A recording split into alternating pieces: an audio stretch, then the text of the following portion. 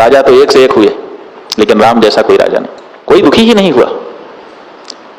हजारों वर्ष तक उन्होंने शासन किया, लेकिन कोई मुकदमा केस आया ही नहीं। दो ही मुकदमा बताते हैं, एक दीवानी एक फौजदारी।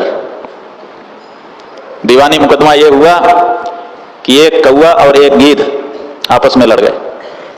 एक पेड़ की कोटर थी, उस कोटर पे दोनों ने अपना दावा ठोक दिया। कौवा कहता था कि ये मेरी कोटर है और गीध कहता था कि ये मेरी कोटर है। दोनों लड़ रहे थे, तो लोगों ने देखा कि दो लोग लड़ रहे हैं, माने पक्षी लड़ रहे थे। वहां तक राम के राज्य का प्रवेश था कि पक्षी लड़ते हैं तो उनका भी कारण जानना चाहिए और निराकरण करना चाहिए। ये है राम का राज्य। आज ध्यान ही नहीं है कोई क्या कर रहा है। तो पक्षियों के लड़ने को मुकदमा दर्ज कर दिया गया। फिर गवाही शुरू हो गई कि भाई पहले अपना बयान हल्फी दर्ज कराओ, उसके बाद गवाही साखी होगी। तो गीध जो है उसका बयान हुआ, न्यायाधीश के सामने गीध ने बयान दिया। न्यायाधीश ने पूछा, बोलो जी ये कोटर तुम्हारी कब से है? तो गीध ने कहा कि ये कोटर तो हमारे दादाजी के समय से है।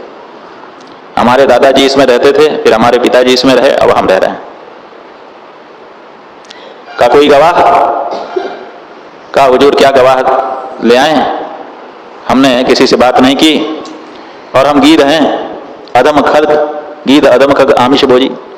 हमारे पास ज्यादा लोग आते भी नहीं हैं, ज्यादा हमसे संबंध भी नहीं रखते हैं, तो हम किसको कहें? अदम मान करके हमारी उपेक्षा करते हैं, इसलिए हमारे पास कोई गवाह नहीं है। शपथ पूर्वक मैं अपनी जो सच बात है आपके सामने कह रहा हूं।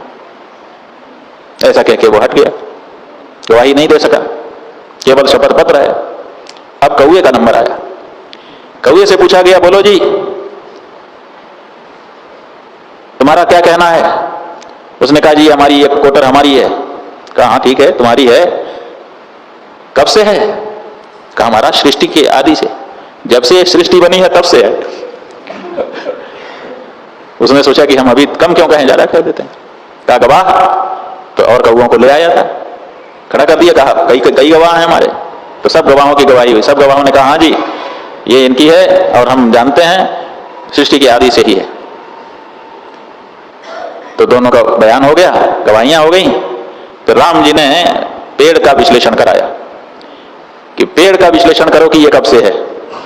अगर ये सृष्टि की आदि से है तब कौवे की बात में हम लोग ज्यादा विचार करेंगे, और अगर सृष्टि की आदि से नहीं है, कुछ 100 वर्षों का है, तो 3 पीढ़ी वाली बात सही हो जाएगी। तो जो पेड़ का विश्लेषण विशेषज्ञों से कराया गया तो पता चला कि 100-150 वर्षों का वो पेड़ था, इससे ज्यादा पुराना नहीं था। और उसमें कोटर तो बहुत बाद में बनी थी, जब बहुत पुराना हो गया तब उसमें कोटर बनी। तो विश्लेषण की आख्या आ गई, वो सामने रख दिया। न्यायाधीश ने निर्णय कर दिया कि गवाहों के बयान प्रमाणों को उपलब्ध जांचा गया और जांच करके यह निर्णय किया जाता है कि ये कोटर गीध की है और कौवा को झूठी गवाही देने के लिए और झूठा हलफनामा देने के लिए सजा दी जाती है। तो कहते हैं कि सजा के तौर पर एक नयन करी तजा भवानी। एक तो ये दीवानी मुकदमा आया था, केवल एक, इतने 1000 वर्षों में। और एक फौजदारी का मुकदमा आया। वो फौजदारी का मुकदमा क्या था कि एक महात्मा जी थे और चले जा रहे थे और रास्ते में कुत्ता बैठा था और उन्होंने हाथ में जो डंडा था उसके माथे पे मार दिया। कुत्ता भागा, पहुंच गया राम जी के महल के सामने और वहीं से बोला हमको न्याय चाहिए। नालिश कर दिया उसने कि भाई यार दर्ज हो गई। लक्ष्मण जी आए, भगवान ने लक्ष्मण जी को भेजा, देखो भाई मुकदमा आ गया, तुरंत निराकरण करो, फौजदारी मुकदमा है।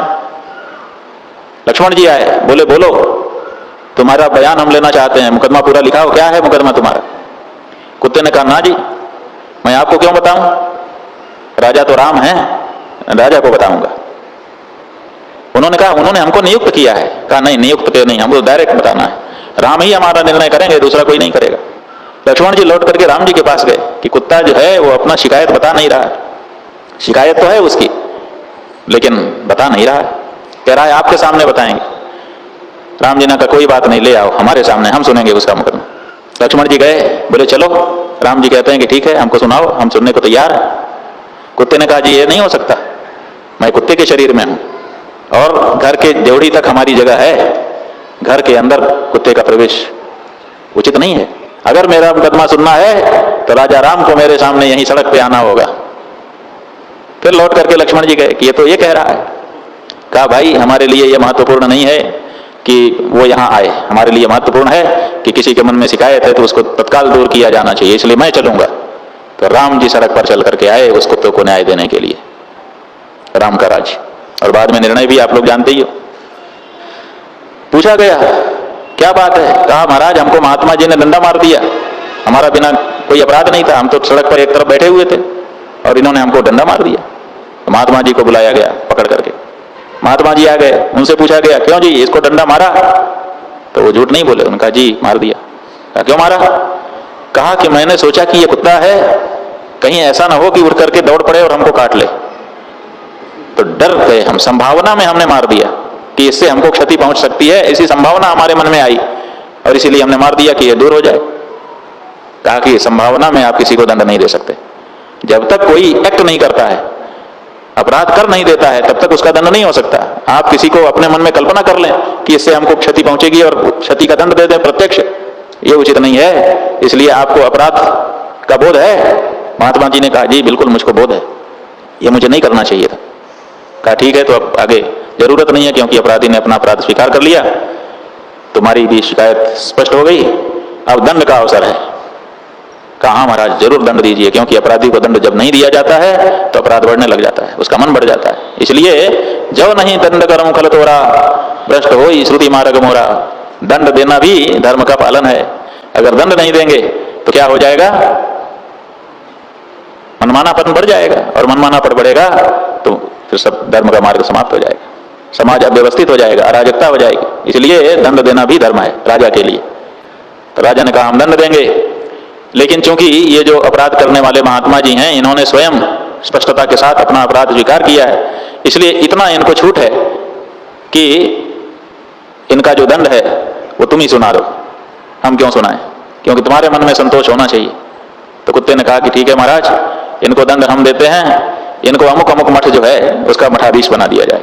भगवान ने कहा ठीक है। हाथी बुलाया गया, हाथी के ऊपर महात्मा जी को बैठा दिया गया, बैठा करके उनको मठ में पहुंचा करके वहां महंती दे दी गई।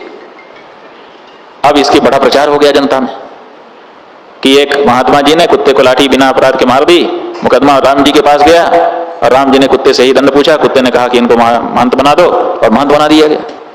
लोग कहने लगे कि ये कैसा दंड है, ये तो पुरस्कार है, ये दंड कैसे हो गया? कुत्ते ने कह दिया कोई बात नहीं है, कुत्ता था, राम जी ने इसको कैसे स्वीकार कर लिया? तो राम जी के पास जनता ने क्लेरिफिकेशन याचिका डाली, क्लियर करिए, स्पष्ट करिए कि आपका क्या इसमें तात्पर्य है, आपने ऐसा दंड कैसे दे दिया? तो राम जी ने सभा बुलाई और सभा बुला करके लोगों के सामने स्पष्ट किया कि देखो, जिसको तुम पुरस्कार समझते हो असल में वो दंड ही है, और इसकी स्पष्टता हम नहीं करेंगे। कुत्ते को बुलाते हैं, तो कुत्ते को बुलाया, उससे कहा जनता के सामने बताओ कि तुमने दंड कैसा दिया? कुत्ते ने कहा मैंने दंड ये दिया कि एक जन्म के पहले मैं भी उसी मठ का महंत था